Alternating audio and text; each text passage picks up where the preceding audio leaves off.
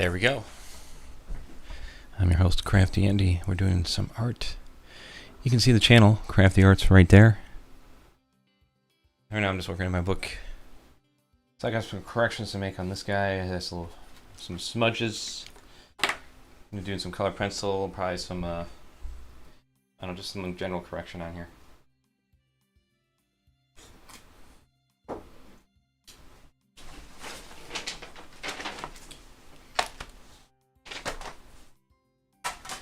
It's all going to be fine. It's going to be all right.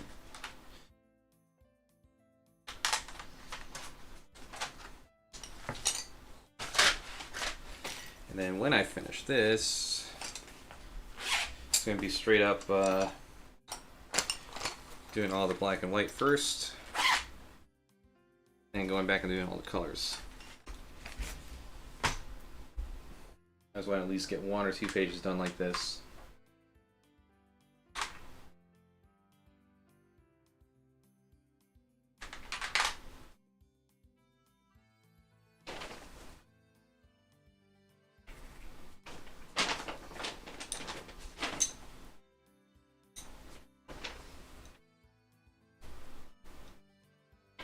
So for some pencils that match.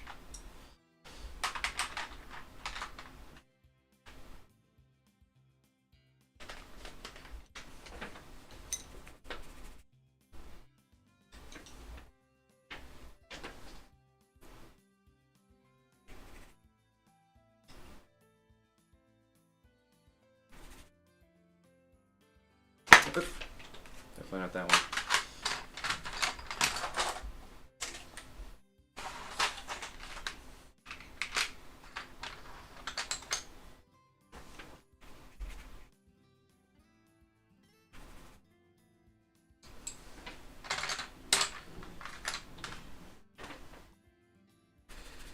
Yeah, there we go.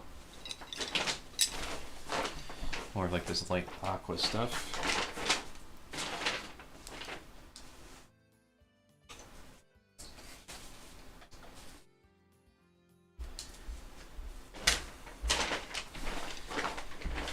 Oh, my computer's gonna be so happy when I start compressing all these videos down too.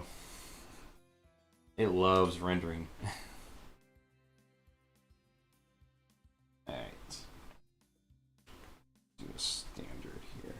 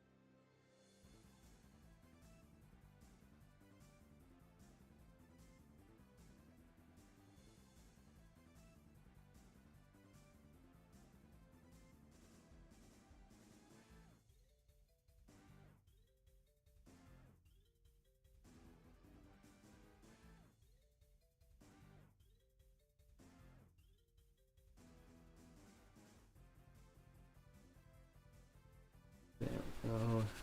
Blending in.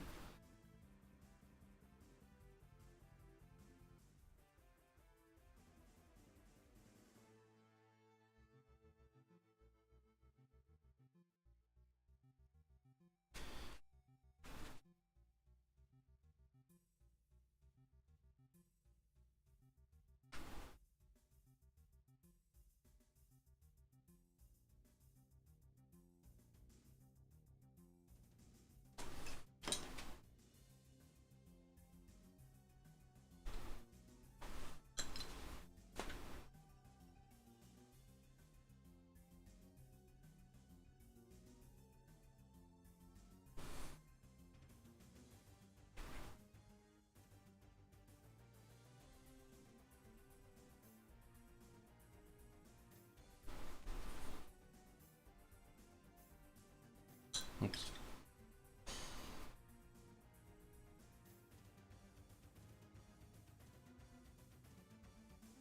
Yeah, I'm gonna have to do some. I know what to do.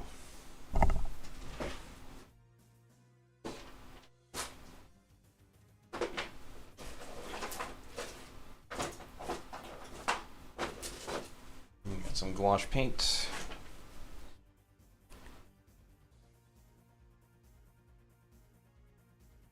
I can open it.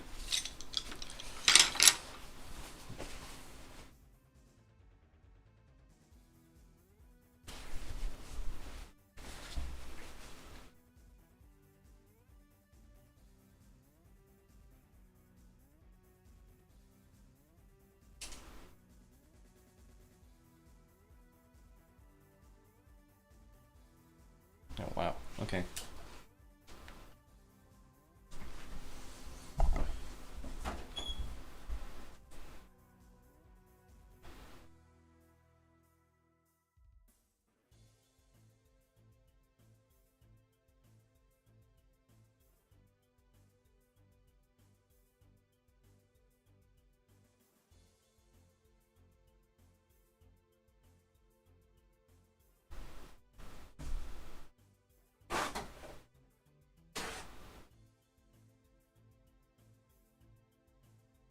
There we go.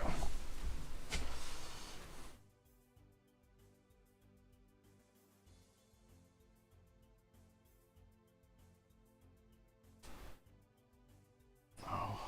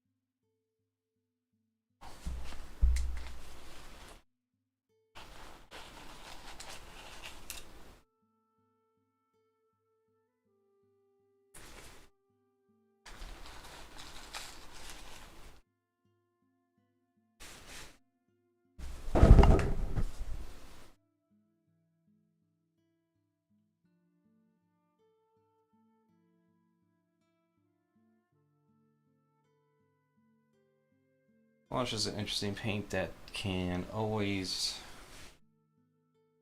be reactivated once it's wet. So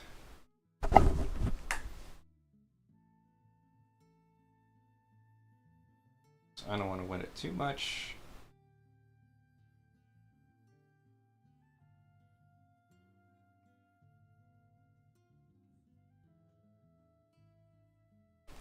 It's the best bet though when it comes to fixing this.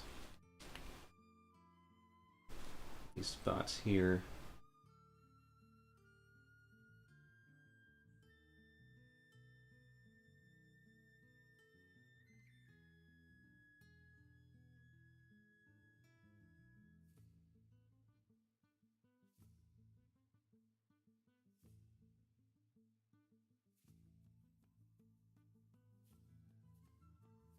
Should do is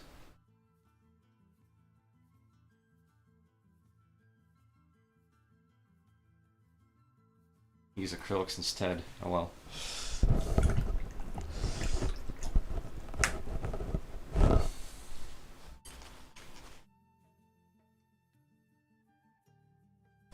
let that dry for a bit.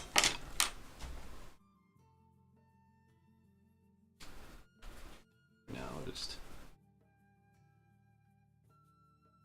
some more shading done on these peats, these paws.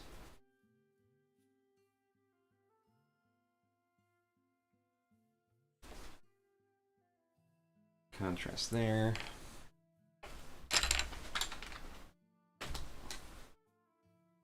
And get some work done on this, on these rocks.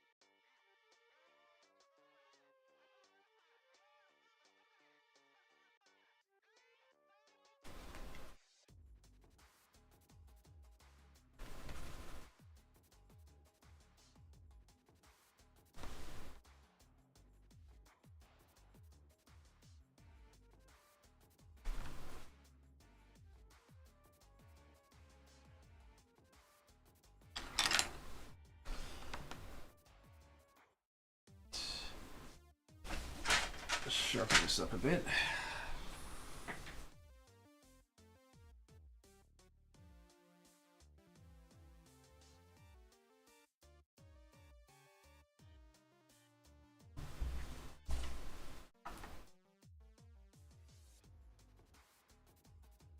I got a new video made that's going to come out this Thursday. It's got a few more small ones to make for Mr. Anti-Woke.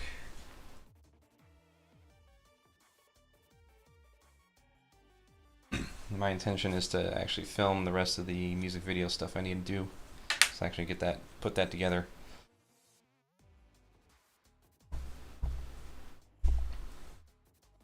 I don't know, just, and then after that, do all the convention highlight stuff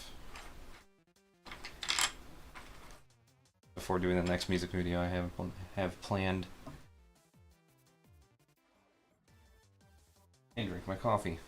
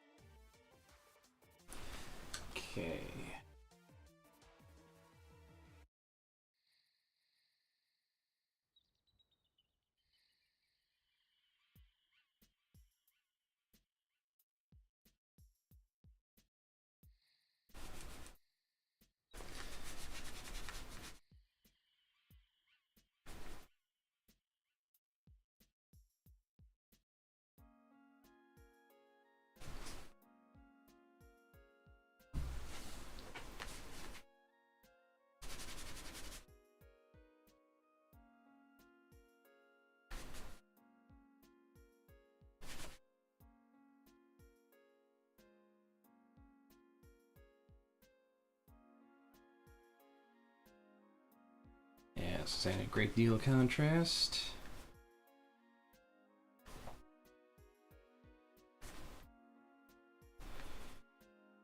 I think one of the other videos I should make is the one where I'm kind of talking about how glad I was never in the animation industry or art industry.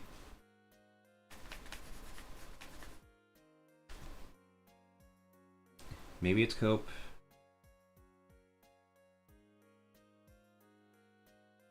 Maybe it's not. But when all these companies like consolidated and there's only like a handful of companies that do animation effects and special effects.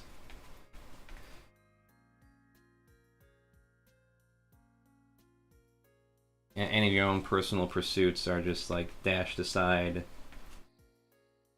So you can make whatever's the most sellable product ever. Streamlined. Consumable.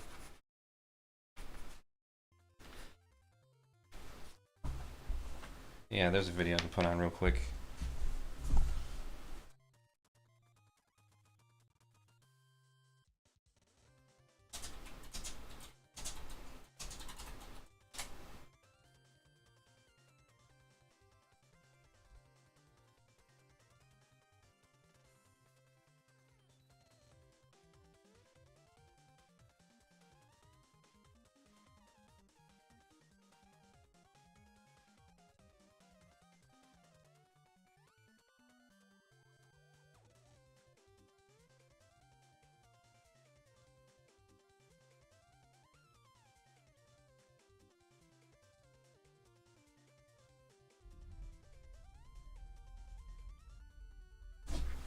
Art is not for sale from the cinema cartography.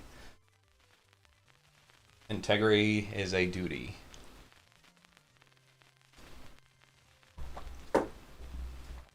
Sounds grand.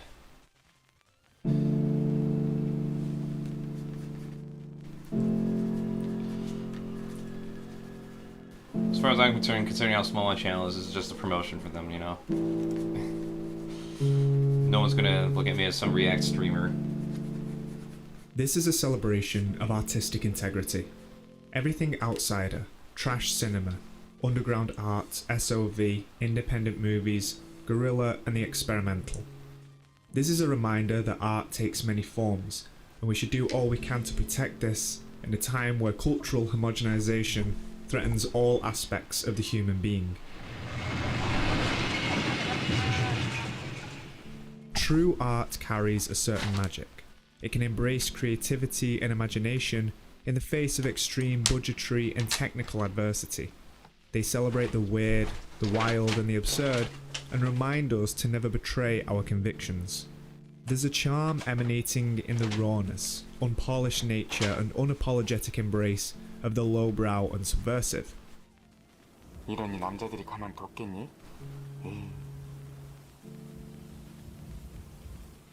Often dirty, sometimes perverse, sensational and delightfully transgressive.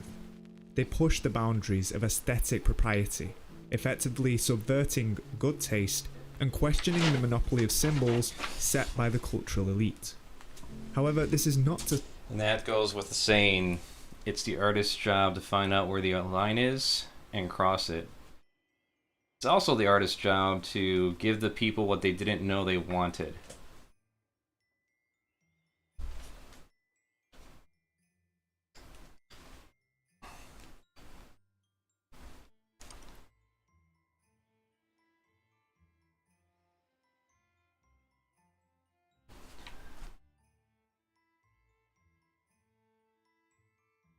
Like every groundbreaking element in movies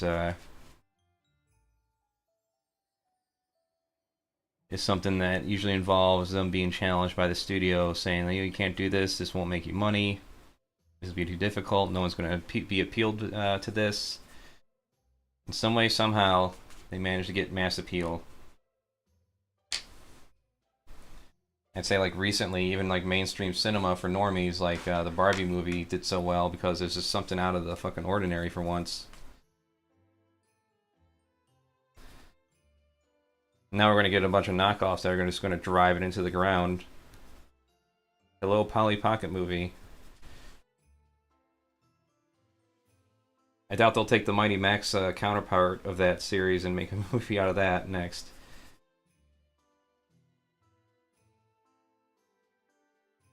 It's like, well, it's like when we had the Lego movie come out. I didn't watch it, but the response to that was like the Playmobil movie or some shit.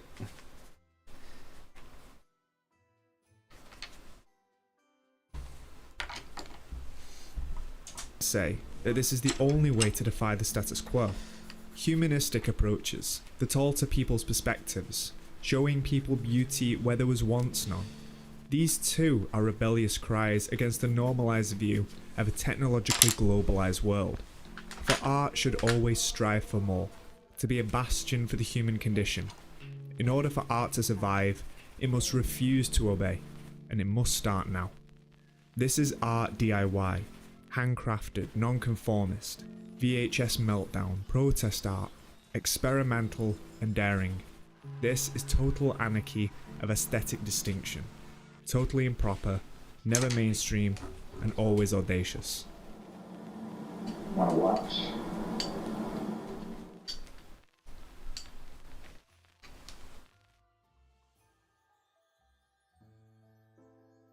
It's difficult to talk about outsider cinema without talking about outsider art as a whole, its importance in shaking and redefining the landscape of culture, and its many paradoxes. Plenty of established names once felt like misfits of their own craft. Emily Dickinson was reclusive, withdrawing more and more from the outside world as she began to create manuscript books, only discovered after her death. Vincent van Gogh struggled with his mental health and had psychotic episodes throughout the entirety of his artistic career.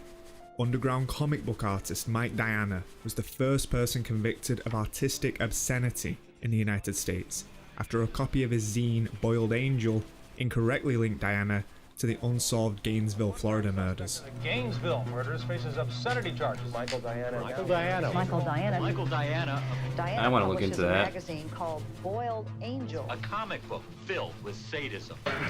Nirvana was at the forefront of the Seattle grunge movement, but Kurt Cobain harboured resentment of their rising popularity, as he believed the establishment was capitalising on the outsider stance that Nirvana claimed to be true champions of.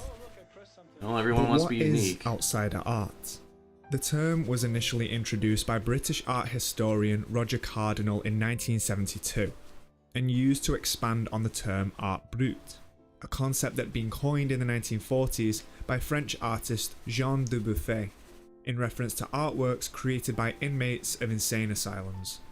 Dubuffet believed that those were works unscathed by artistic culture, untouched by the conventions of classical art, social traditions, or the trends of fashionable art. I have to admit though, this part's giving me like Art Confidential vibes. It was a movie focused on an art school. A undercover cop pretends to be an art student to find out who the serial killer is, because apparently he was linked to this school in some way. And while being an undercover cop, he like rises to the top as an artist, simply because he does not know how to fucking draw worth a shit. And so his works end up being look like or coming off as like masterpieces, like subversive masterpieces, because they go against every conventional artistic teaching and position.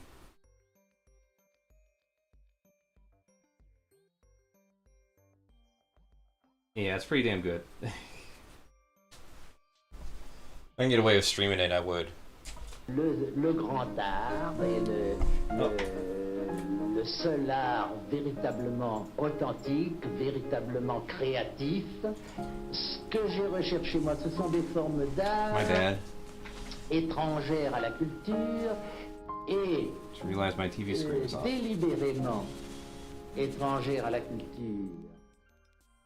In an attempt to create an alternative to the established add some canon, he toured grit to the asylums dirt in here. Central Europe, collecting a vast array of artwork that he considered pure creative output. Roger Cardinal extended the term to include artists he perceived to be on the fringe of society, including the homeless, ethnic minorities, migrants, folk artists, the self-taught, the independent, and the nonconformist. Once the term was coined, art fairs that specialise in the work of so-called outsider artists gained substantial popularity until it became swallowed by the big money. And this is a story repeated throughout art history. James Castle was a deaf, self-taught artist who lived in rural Idaho and created a vast body of work using found materials such as cardboard, soot, and saliva. Now, his work has been absorbed by the establishment, making him widely recognised and exhibited in major museums and galleries across America. Yeah, Artist Henry Darger. they also love selling your work after you die too. Because after you die, that's when your work is valuable, because they, no one else will make it anymore. It's the one guarantee.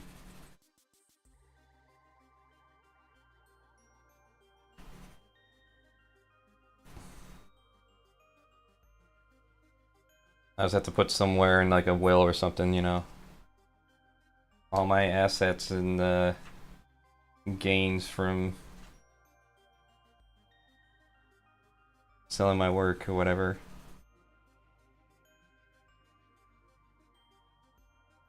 Go to XYZ.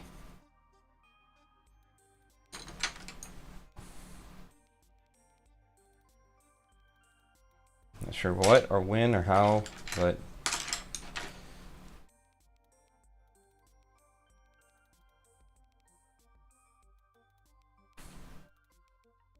hope I make it till then. Hope I make it till I finish this. Was a reclusive janitor and devout Catholic who spent his free time creating a massive art project titled The Realms of the Unreal. After his death, his work was discovered and gained international acclaim for its intricate detail, imaginative storytelling, I think it was like right before his and unique death. style. Today, Darger is considered one of the most important outsider artists Because he of was the 20th quoted as saying, century. like, well, too late His now. work is highly sought after by collectors and museums around the world. But he never asked for that, and maybe he didn't want that. The paradox of outsider art lies in the fact that the very qualities that make it unique and captivating, its rawness, authenticity, and unconventionality, are often the same qualities that exclude it from mainstream art circles. Yet when outsider artists do gain recognition and popularity, it can be seen as a betrayal of their outsider status and the very qualities that made their art so compelling in the first place. 35 years ago, nobody was, of course, interested in my work, my art, what came to be called my artwork. I didn't even call it my artwork, you know, it was just my personal passion. I got picked up by galleries and stuff. I think it was, for me, it was a good thing in a way. Fuck you, You Mike know, in Rowe. a certain way, but it was a very big change. I'm no longer an outsider, of course not, you know, but I'm not an insider either, you know, but I'm one of these people that's just got a certain background.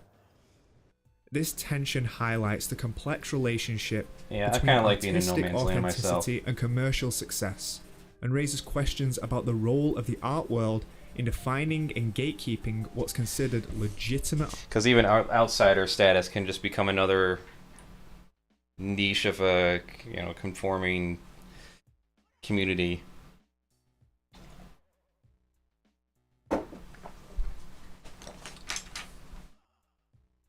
Like, oh, you want to hang out with us goth kids? Well, you gotta be cool like us and dress up a certain way. You can't be wearing no button downs or whatever. Come on now.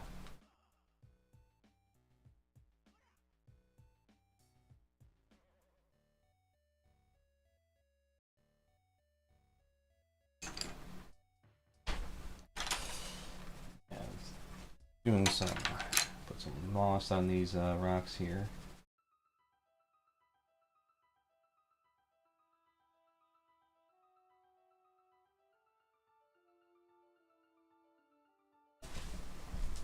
Art and good taste.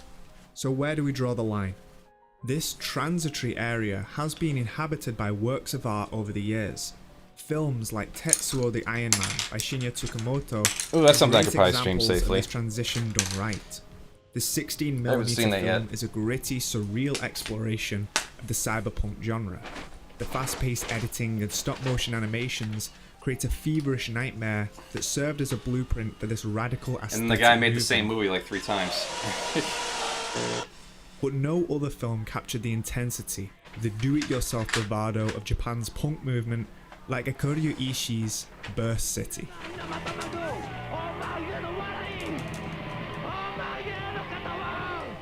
The film depicts a dystopian future where a group of young musicians and rebels fight against the oppressive government and their corporate allies. The punk soundtrack and its use of experimental Just filming like now. techniques and defiant imagery were groundbreaking.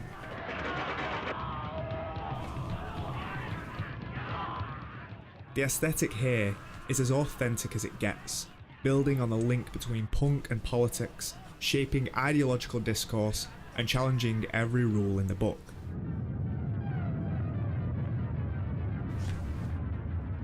Its everlasting impact is tangible, but this is only the case because the film is authentic to its auteur's outsider essence. Ishii's filmmaking journey has been defined by a rebellious spirit since his student days at Nihon University. Rather than attending classes regularly, he would only show up when he needed to borrow equipment to make more films. Burst City is a testament to Ishii's ethos, and his nonconformist middle finger attitude is key to its visual wasteland. Art is supposed to always have had a nerve of rebellion, defining towards its need to shape perceptions and awaken the masses. However, it's difficult to accept artists whose art is welcomed by the corporate elite as they attend galas drenched in designer brands from film festivals sponsored by banking conglomerates.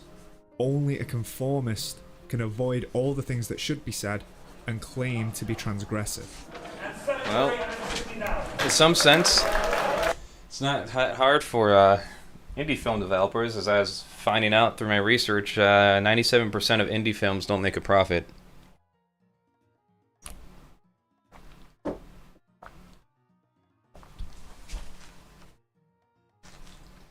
And you live in a capitalist society, so you live or die by the dollar. And 97% of indie films, anything outside the major studios, are not profitable. Figure that one out.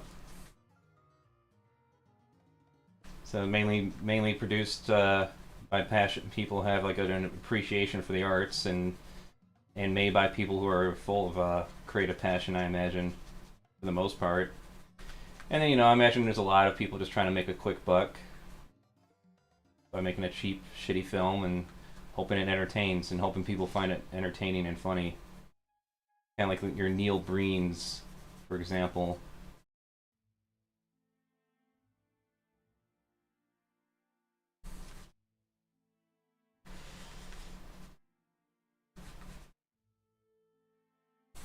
This is funny though, watch this. Claim to be transgressive. So this is during an art auction. Boom. Sold a nice painting there. Goodbye. And I love it. It shredded itself. True rebellion lies in the anti-aesthetic of classic skate movies like Twisted Issues. So did that The artist movie still get the money though? incorporates a series of stock footage, mixing images of war and slaughtered animals, as well as live performances by local bands.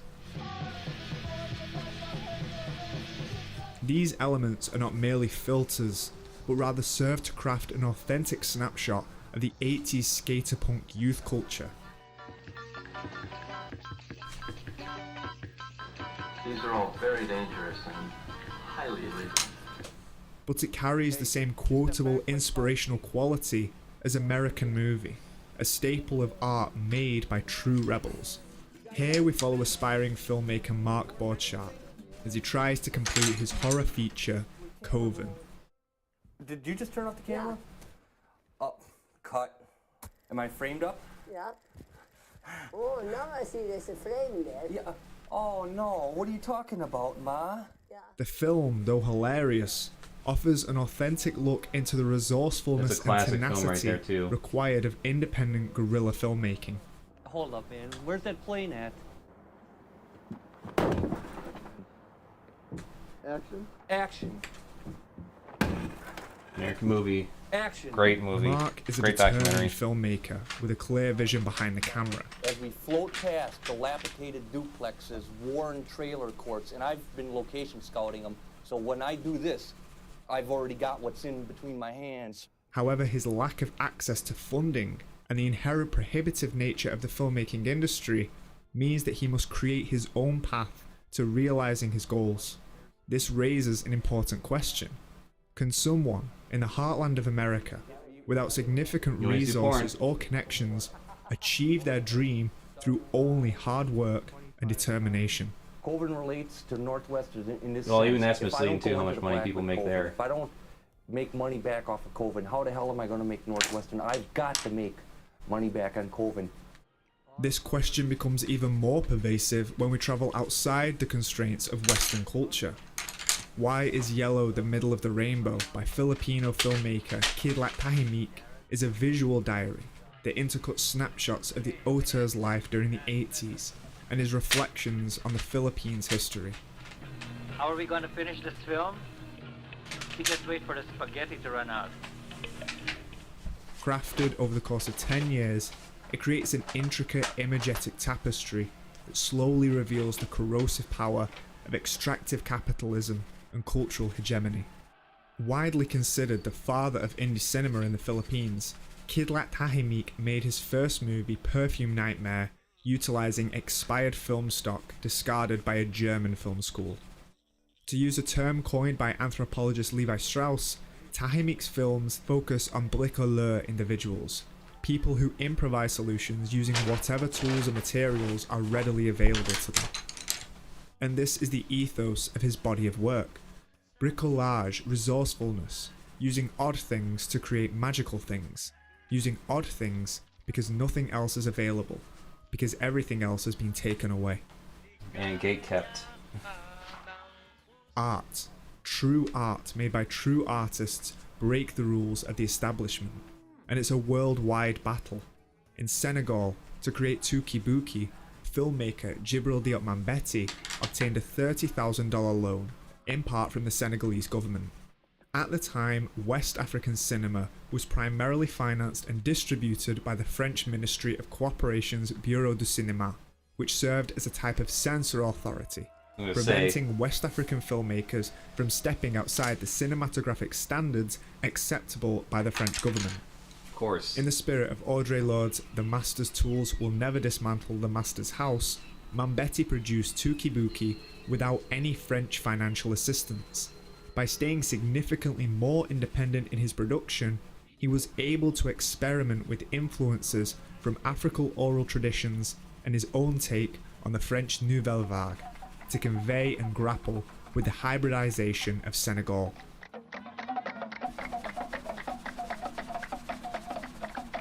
In Brazil, it's Bichotti. Hector Babenco used amateur actors whose real life strongly resembled those of the protagonists of his film. This is a story of street children fighting for survival in brutal urban conditions. In Babenco's view, it's an attempt to escape political and artistic censorship during the military dictatorship. The Brazilian New Wave, or Cinema Novo, had gotten too esoteric and allegorical. Influenced by the Italian neo-realists, his response was to opt for extreme naturalism, blurring fact and fiction in an attempt to hit harder at the hearts of the audience. Also made during the constraints of the same dictatorship is Cabra Marcado para Morrer by Edward Coutinho. This film is a semi-documental narrative of the life of João Pedro Teixeira, a peasant leader from Paraíba who was assassinated in 1962. Due to the Military Censorship Act, filming was interrupted in 1964, and part of the crew was arrested on charges of communism. The work resumed 17 years later, collecting testimonies from locals who worked on the first round of filming. 17 years later. In Yugoslavia, their movement was the Black Wave, a term meant for films with vastly varying aesthetic sensibilities produced during the 60s as a reaction to the propaganda media of the past. 3 by Alexandra Petrovich is a film in 3 vignettes that present a unique perspective on the themes of violence and conflict. We follow a young Yugoslavian man's haunting transformation as he navigates the realities of World War II. The film provides a poignant reflection on the human condition in the face of war, a liminal state between life and death, between loss and creation. In Lithuania, avant-garde director and poet Jonas Mekas creates Song of Avignon, a similar humanist approach where Mekas reflects on a life crisis, utilising himself as subject matter. This deeply existentialist short film intercuts journal entries, text and snapshots of a trip to Avignon to reveal the deepest feelings of a cultivated mind. Mesmerising and bittersweet, it reminds us of the joys and difficulties of being human, as well as the joys and difficulties of making art. This disjointed, vulnerable and postmodern approach to film narrative later influenced Morita Yoshimitsu's quiet magnum opus, Haru.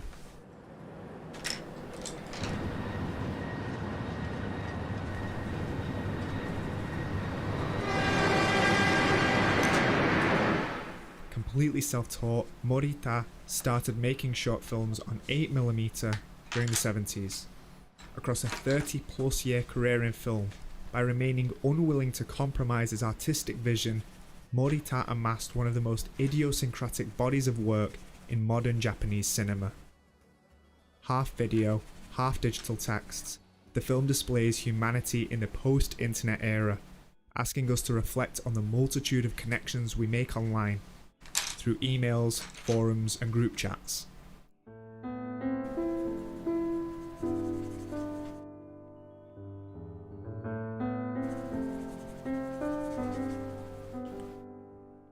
An artist aims to express through abstraction how to traverse through this world, and yet the paradox being that now success through art means acceptance from the neoliberal elite. So where is there room for the artist or the rebel? Tenshi no Tamago by Mamoru Oshii serves as a metaphor for rediscovered religiosity, faith questioned and re-examined. The film's sparse dialogue is poignant and precise. The imagery is an exercise in world building and showcases Oshii's sophisticated symbolic sensibility.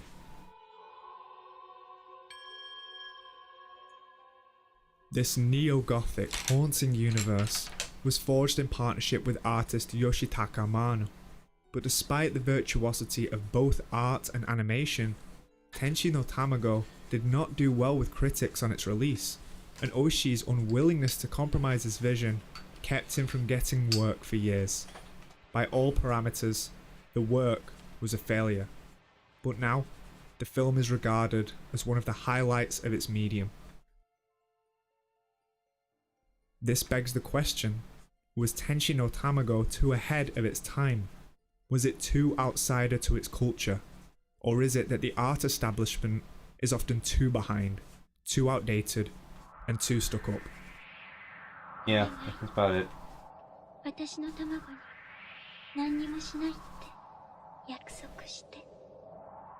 To fight tooth and nail for any kind of change. It's a history that repeats itself many, many times. An artist virtuoso that only gets recognition too late, that only gets awareness once the establishment catches up years later. And then the work gets repackaged and redistributed, or perhaps remastered, with the new seal of approval of the intellectual elites ready to make it into a critically acclaimed masterpiece.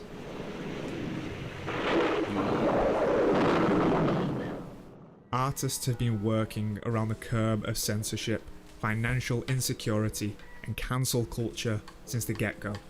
Works like Young Girl in the Garden by Dmitry Kirsanov and the highly inventive Smallpox Tale by Shuji Terayama are proof of that. Terayama worked on the border of the permissible by Japan's standards, which means a lot of his productions were low budget, self-funded, and guerrilla. Artists have always worked around the limitations of several forms of restrictions. In 10 Minutes to Live, Oscar Michaud finds ways to shoot a talking picture on location without expensive audio recording equipment. He achieves this by making one of his characters deaf, which rendered speech almost unnecessary. In So Is This, Michael Snow crafts a full-length film with only words on a screen. In Mound, Alison Shulnick tests the limits of stop motion and the moving painting, with more than 100 pallid and awkwardly graceful creatures moving slowly on screen. In the groundbreaking Virile Games, Jan Svankmajer mixes paper cuts, claymation, archival footage and live action to create a multi-layered visual experience. By pushing the boundaries of traditional filmmaking techniques, his innovative storytelling methods showcase the endless possibilities of the medium and remind us that the art of cinema is constantly expanding. This is resourcefulness in the service of art making, bricolage as an answer to scarcity, non-conformity for the sake of artistic integrity. This is cinema do-it-yourself. Hold the tooth up again.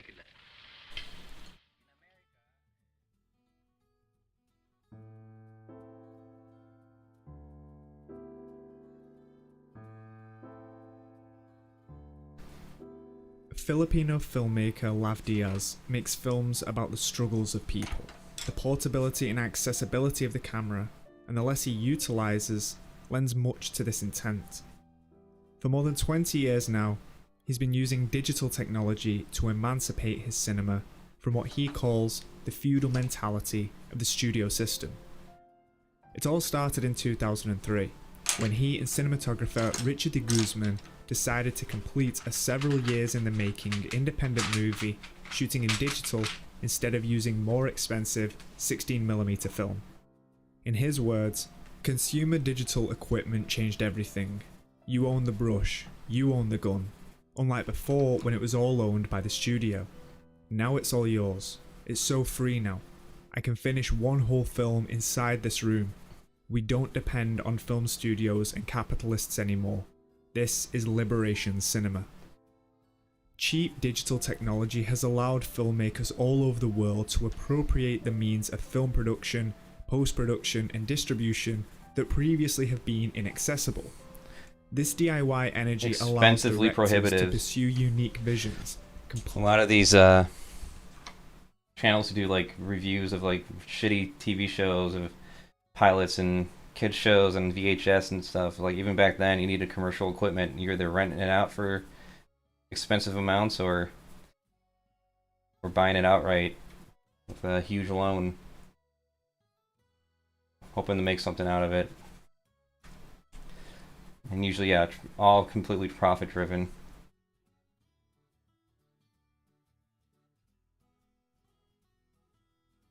There you go, just normies with like mundanes with mundane ideas thinking they're unique.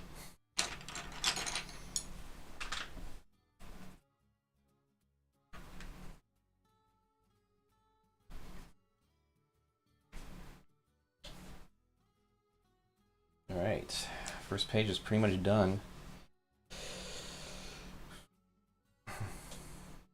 Leave the background muted. Little details.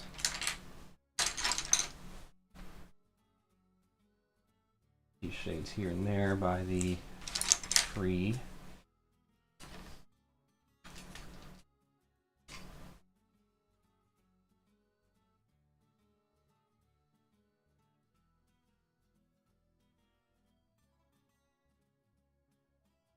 That was it. 9 o'clock.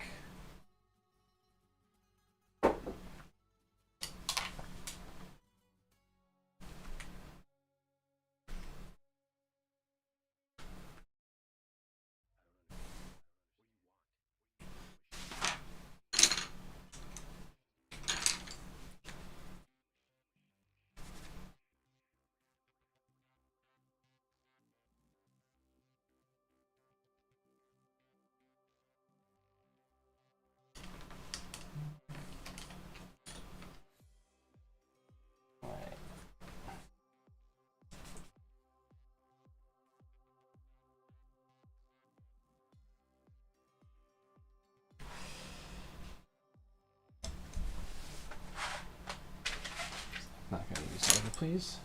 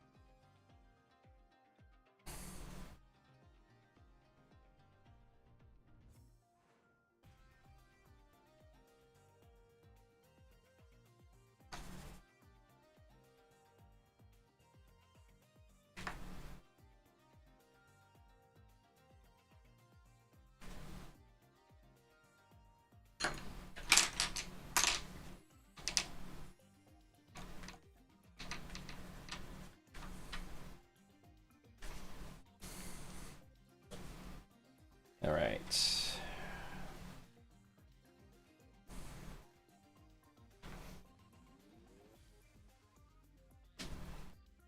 Yeah, it turned out pretty damn good.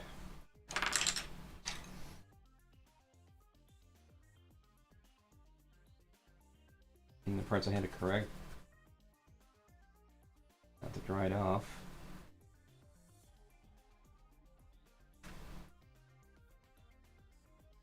Turned out pretty damn good.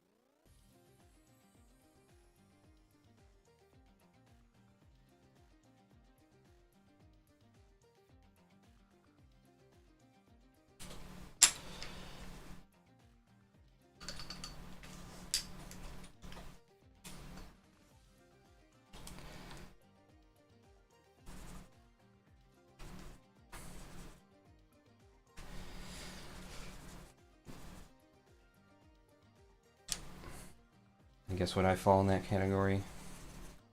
True artiste. Simply for not being popular.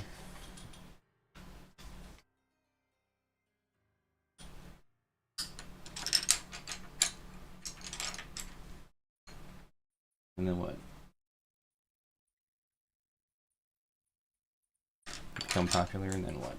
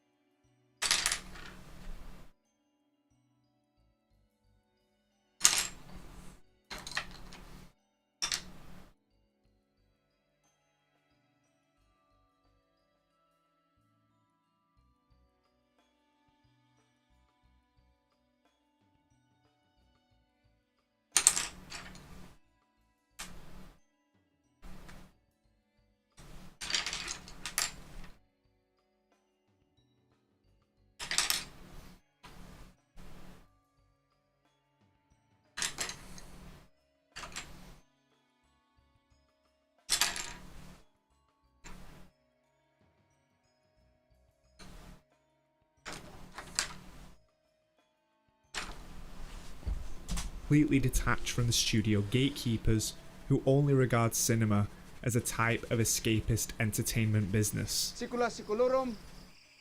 Mga kasama, pagsaluhan natin ang alay sa dakilang Bernardo Carpio. It's this freedom that allows for constant dialogue between means and medium.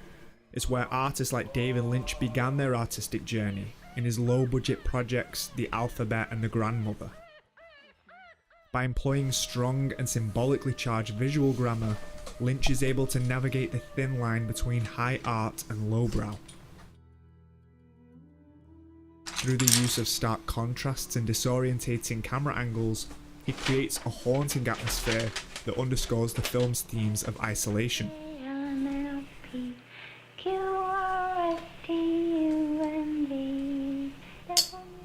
It calls to mind the Key Brothers' Still Nak series, where expressionism creates a pervasive unease and discomfort. This aesthetic of degraded reality brings formalism to its knees. Much like in Valerian Borovich's Renaissance, it challenges the conventions of film grammar and auteurship.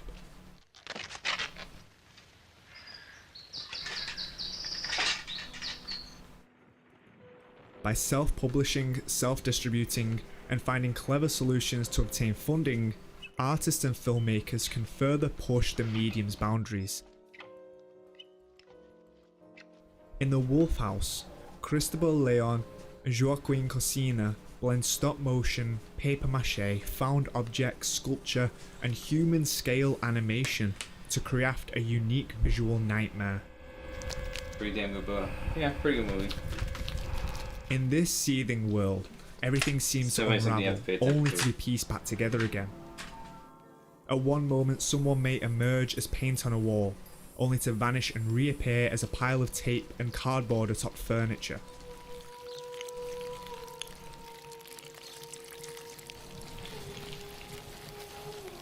The Wolf House is a film. It's a series of freely built and destroyed artworks. It's a performance and an art installation. Here, the unorthodox visual storytelling is a reflection of the even more unorthodox production stage. Both artists worked in a self-contained, movable workspace, and most of the film was improvised. To create a coherent theme, they relied on a raw script, a rudimentary storyboard of 20 shots, and a set of self-imposed rules. Throughout the years they were crafting it, they converted their animation process into a completely open and itinerary installation. The experience allowed for spontaneous assistance from visitors who were intrigued by the process and wanted to participate in its creation. Some people got involved for 5 minutes, and some kept coming back to help in the production for more than 2 months. The directors also travelled to various locations in Chile and around the world, hosting participatory animating practices along the way. This decision served both practical and artistic purposes, as the film became eligible for both film and art subsidies. We've been told that art has to be presented in a certain way, and has to conform with the same forms and storytelling and distribution that are only there to assist those who don't want to be challenged by art, or those that can profit from it. But artists are still challenging these stale systems of production. Umbilical World by David Firth evokes half-remembered dreams and suppressed childhood memories to explore a variety of mediums and genres. Completely fan-funded, David Firth has a hand in all stages of the production cycle. From composing the soundtrack to animating frame by frame, his DNA is imprinted in every bit of his creations. I didn't recognize that at first. Oharia by Shingo Tamagawa was a completely DIY project. Frustrated with the limitations of the anime industry, Tamagawa decided to spend his savings on buying some time to work on his personal project. やっぱ途中でその自分っていうものがどんどんなくなっていくという感覚がどうしてもあって、アニメってやっぱりすごく一生懸命描いたとしてもこうどうしても消費されていくものだから、それはもちろんそういうものなんですけども、僕の中でなんかそれがどうしても辛くなってしまった時期があって、でもうこれはこれ以上いくと僕はもう自分の絵も好きじゃなくなるし、絵を描くこと自体がもう嫌いになってしまうっていう風なことを感じてしまって、もうまあ本当に限界だなとその頃感じて、一回もう全部ゼロにしなきゃダメだなと思って。 That same self-sufficient energy is what drives the work of creator Don Hertzfeldt of It's a Beautiful Day. In his own words, many artists in our industry would see advertising work as the ultimate goal. They're basically being taught that their work has no value. Their personal projects, even when Oscar nominated and whatnot, are perceived as just a way to attract some empty corporate advertising gig where they can maybe make enough money to fund another personal project that's again maybe dropped on YouTube and then forgotten about. It's a terrible cycle. Artists shouldn't be making art on the side. It should be their job. So what are the alternatives for new and upcoming artists and filmmakers? Upload your work to the internet, feed the content platforms for a slice of advertising, or go completely traditional and risk having your work only seen by the art elite circles. Works like A Bitter Message of Hopeless Grief by Jonathan Rice wouldn't fit any of those two models. Does that make it less valuable, less art? Are we truly emancipated from the claws of the entertainment industry, or have we enabled a culture of the two evils? For Don Hertzfeldt, it's a matter of re-educating the online audiences. He believes we need to retrain audiences who've grown used to the free YouTube model that short... Leave it there.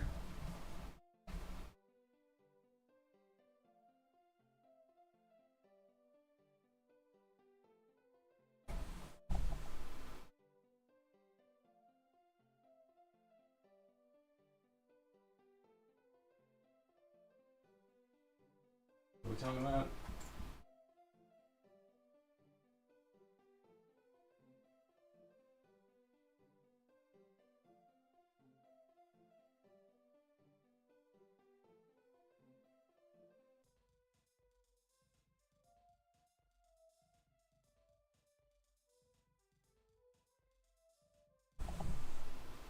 Anheuser-Busch has its own Modelo. I have no idea what the hell that is.